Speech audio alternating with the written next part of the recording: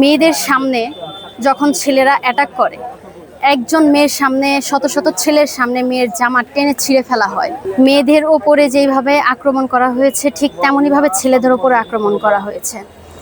ছেলেরা মেয়েদেরকে প্রোটেক্ট করার চেষ্টা করছে আমাদের মধ্যে যারা ছিল তারা।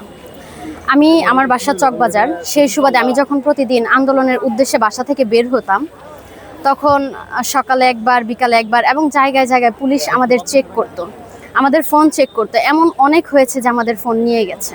ফেসবুকে কিছু পেলে আমাদেরকে ব্যানে তোলা হয়েছে যে আমাদেরকে থানায় নিয়ে যাবে। তার মধ্যে একদিন হচ্ছে 21শে জুলাই আমরা হচ্ছে অ্যারেস্ট হই, আমাদেরকে ভ্যানে তোলা হয় যে আমাদেরকে থানায় নিয়ে যাওয়া হবে। তারপর আমাদেরই এক বড় ভাই এসে আমাদের ওইখান থেকে প্রোটেক্ট করে নিয়ে আসে। আসলে জুলাইয়ে যে আমরা বেঁচে ফিরবো সেই আশাটাই ছিল ক্ষীণ।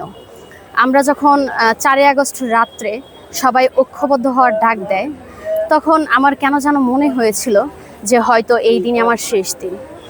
আমরা যে এই যুদ্ধে নেমেছিলাম, এটা যুদ্ধ বললে ভুল হবে, স্বৈরাচারের পতনে যে আমরা নেমেছিলাম, আমি মনে করি প্রত্যেকটা মানুষ এই লক্ষ্য নিয়েই নেমেছে, হয় জিতবো না হয় বিজয় ছিনিয়ে আনবো। আমরা আমাদের লক্ষ্যে অবিচল থাকব।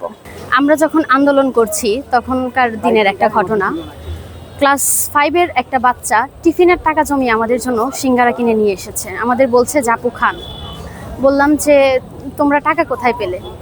বলল যে আমরা টিফিনের টাকা জমিয়ে এনেছি। তখন আমি আমার চোখের পানি ধরে রাখতে পারিনি যে আসলে সেই ছোট্ট ছেলেটাও বুঝেছে এটা সবার একত্রে একটা লড়াই, বেঁচে থাকার লড়াই, তাদের নিজের অধিকার রক্ষা করে বেঁচে থাকার লড়াই।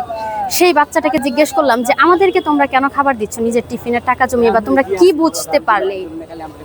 সে বলল এই যে আমাদের ভাই বোনকে অকাতরে গুলি করে মারছে, এরকম সরকার, এরকম প্রধানমন্ত্রী আমরা চাই না, এরকম সরকারের পতন হোক সেটাই আমরা চাই। আমরা সুন্দর বাংলাদেশের স্বপ্ন দেখি, ইনশাল্লাহ বিশ্বাস করি তারেক রহমানের হাত ধরে আমাদের সেই স্বপ্নের বাংলাদেশ একদিন আমাদের মাঝখানে আসবে।